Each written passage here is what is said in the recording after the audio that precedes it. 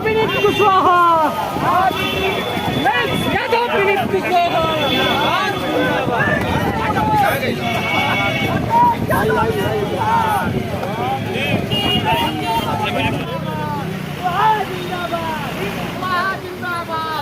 यादव जिंदाबाद, जिंदाबाद, समाजवादी पार्टी जिंदाबाद, जिंदाबाद।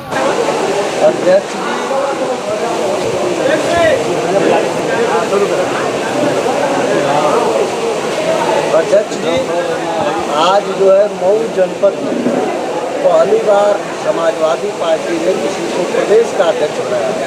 क्या मऊ को आपके बाद जो यह कार्यक्रम आज शुरू हुआ है लीडरशिप, क्या जो खत्म हो गया था मऊ का लीडरशिप, उसमें जान आ जाएगी? देखिए, सबसे पहले मैं समाजवादी पार्टी के राष्ट्रीय अध्यक्ष आदरणीय अखिलेश यादव जी का विशेष तौर से धन्यवाद देना चाहता हूं कि उन्होंने मुझ पर भरोसा जताया और इतनी बड़ी मुझे दी है। और मैं ये आपके माध्यम से विश्वास दिलाना चाहता हूं कि जो जिम्मेदारी उन्होंने मुझे दी है उसे जिम्मेदारी से निभाने का काम करूंगा।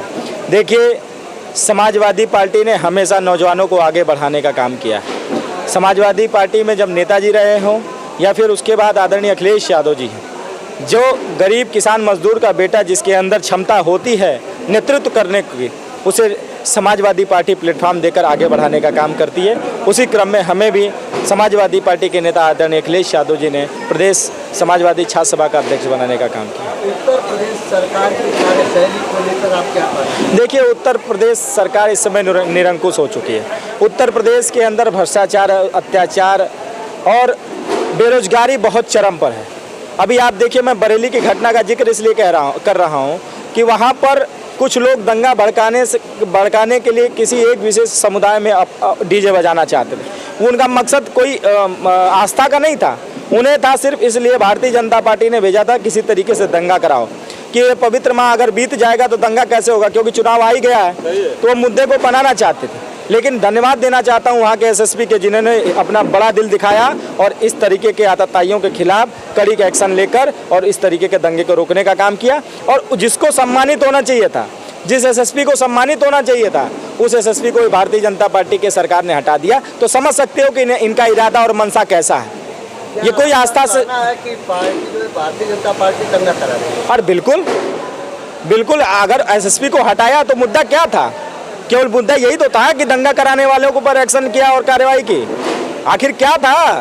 अभीपुर आप बताइए ना, मणिपुर की घटना, इतनी बड़ी घटना, क्या देश शर्मसार नहीं हुआ इस घटना से?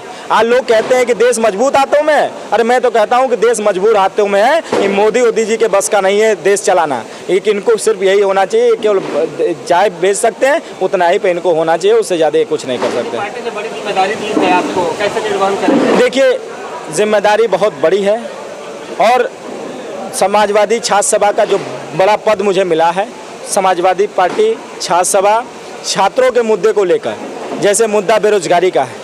आज नौजवान उत्तर प्रदेश के अंदर और देश के अंदर बड़ी संख्या में बेरोजगार घूम रहा है।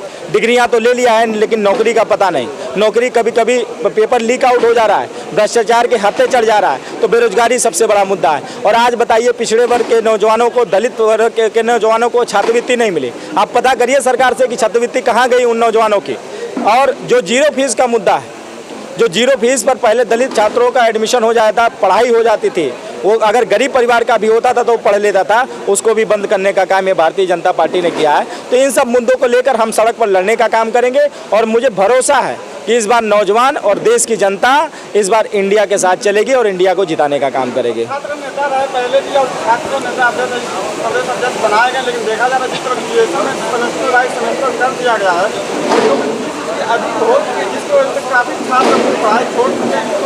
देखिए, भारतीय जनता पार्टी का तो सबसे बड़ा मुद्दा यही है कि किसी तरीके से शिक्षा रोक दो, क्योंकि अगर नौजवान शिक्षित हो जाएगा तो रोजगार मांगेगा, अगर नौजवान शिक्षित हो जाएगा तो रोजगार मांगेगा और रोजगार इनके पास देने की क्षमता तो है नहीं।